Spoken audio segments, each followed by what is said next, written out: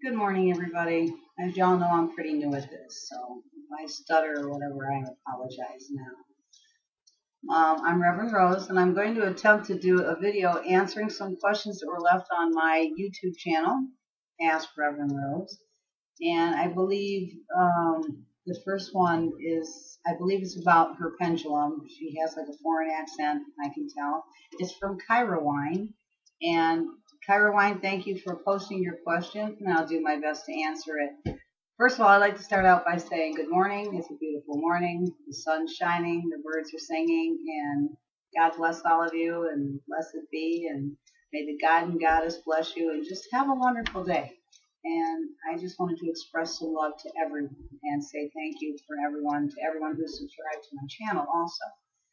So we're going to go on with the question. Her question is something, let me revamp here to make sure that I've got it done. Yeah. Can your pendulum get mad at you? Does it lie to you just to get you to notice it? And can your pendulum or does your pendulum have a mind of its own? Oh, those are very good questions. I like to say that pendulums don't have a mind of their own because they're an inanimate object. Yes, sometimes it does seem like they have a mind of their own. You have to remember that your pendulum works on your energy, and it works on the energy from the subconscious mind brought forward to the forward mind, and that's why it's called a divination tool.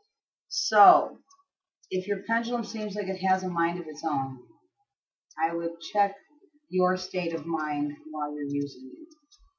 If it's not working right, maybe you might want to cleanse it. Maybe you might want to hold it with you, keep it with you a little bit more, sleep with it a little bit more often, maybe even meditate a little bit, clear your mind, and then you'll be clearing the energy within your body. Maybe balance yourself, do a chakra balancing like I showed you from one of my videos prior to this video.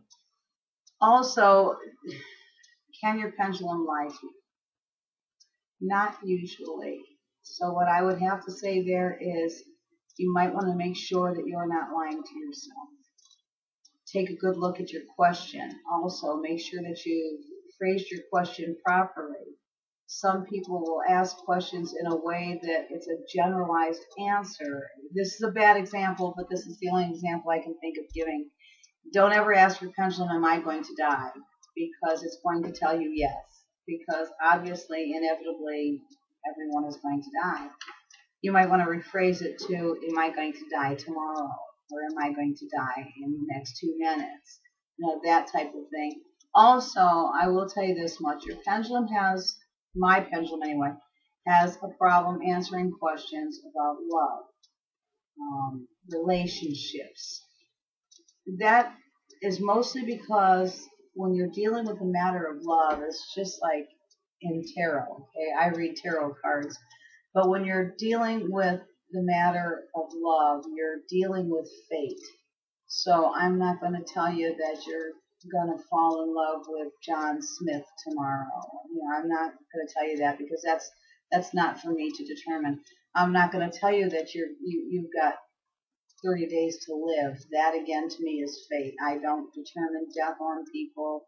I don't predict that they're going to win the lottery. I just don't do things like that because that's all messing with fate. When I start messing with fate, I'm messing with karma. And you all know what it's like to mess with karma. You know what the old saying is, I don't even have to go there. But going back to your question about can your pendulum be mad at you? Yeah, I think it can get mad at you. I think mine's gotten mad at me a few times. But then again, it's kind of like you just got to stroke its ego a little bit, you know, maybe give it a cleansing bath, maybe sleep with it another day before you work with it again.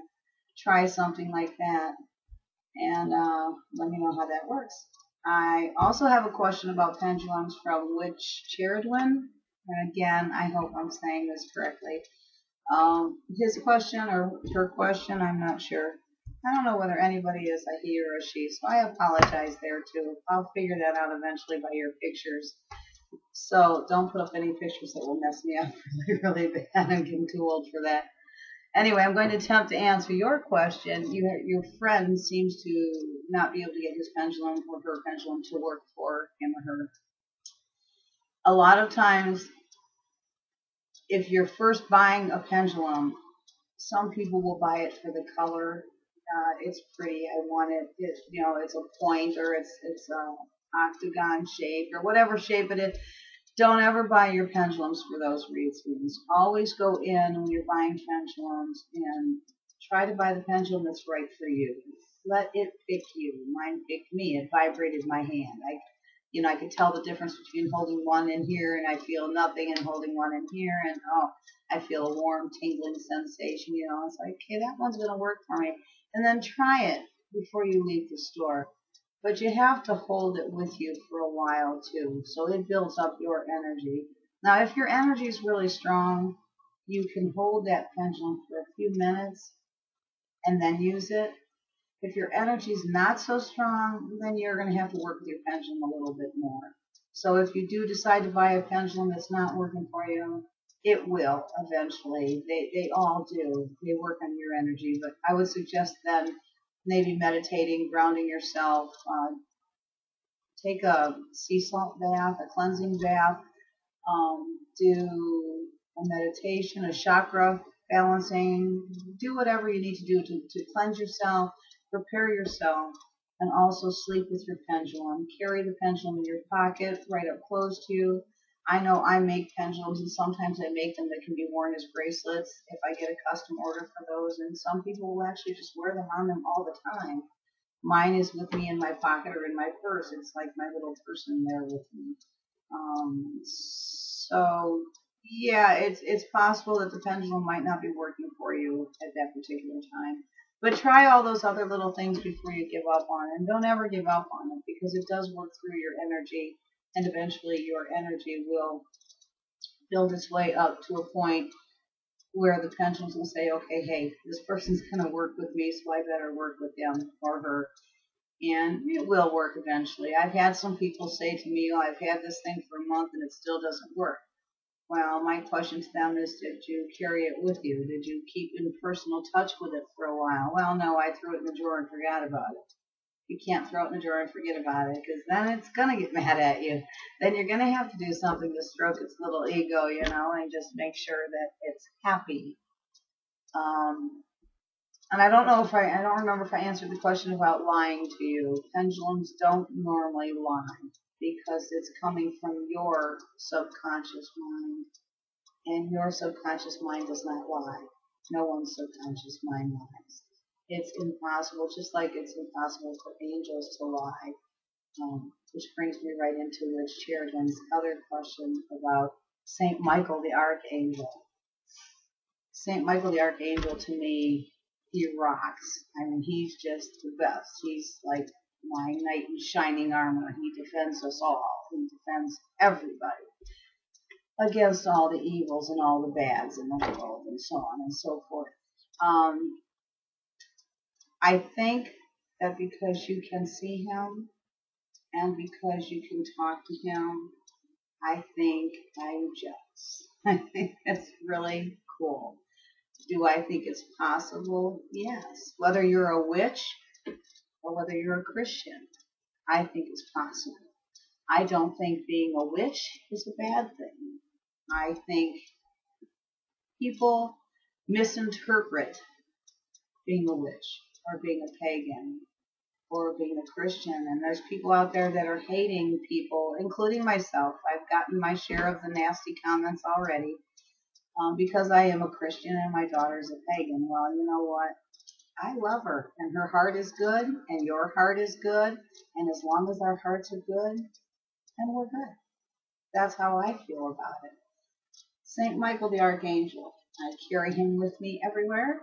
I have a little medal here, and if I could ever find a bunch of these, I'd love to just be able to send these out to every one of you on YouTube and say, here, carry St. Michael with you. Now, I did promise you one other thing, which Geraldine, and again, I hope I'm pronouncing your name right. I promised to tell you what St. Michael the Archangel brings to you.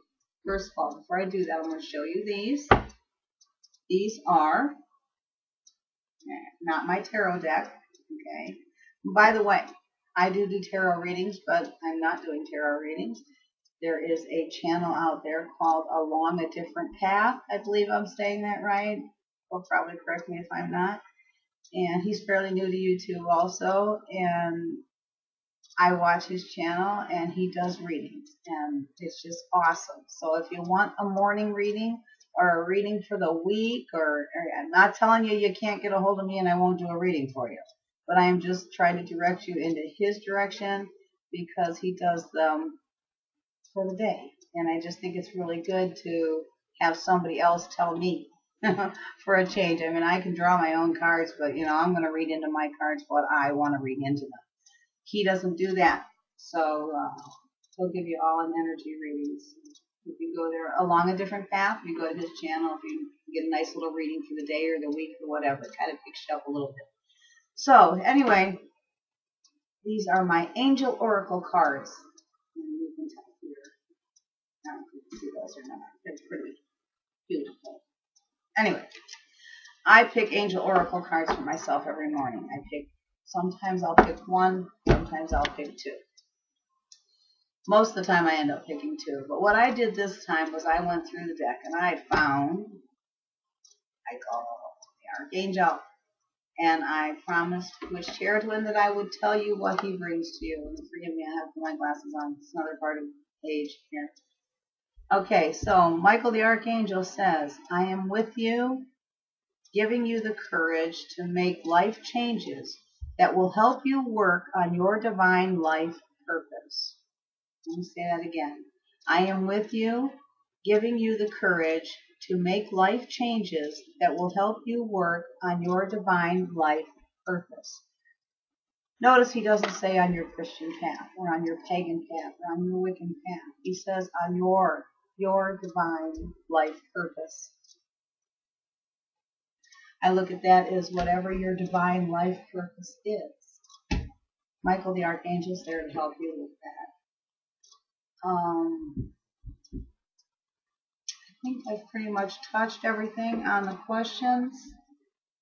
And if you have any other questions, I feel honored actually to answer them for you. So please feel free to go ahead and post those questions for me.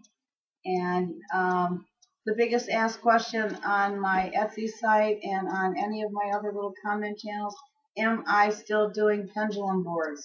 Yes, I am still making pendulum boards. I've just been busy trying to fill special order boards so you don't see those all the time. That's why I did the last video trying to explain that. Please, if you want a board, special order it or just drop me a note on my Etsy site or anywhere that you can get a hold of me and just tell me you want a regular board, just one that looks like mine. I don't do smalls anymore because the last board I ordered a small came about this big around. I don't even think I might be able to fit a yes and no thing on that, and that's about it. So I'm doing mediums for $25. Larges are $30 and extra large is $35. And it's typically $10 to $14 somewhere in there depending on where I'm shipping it to.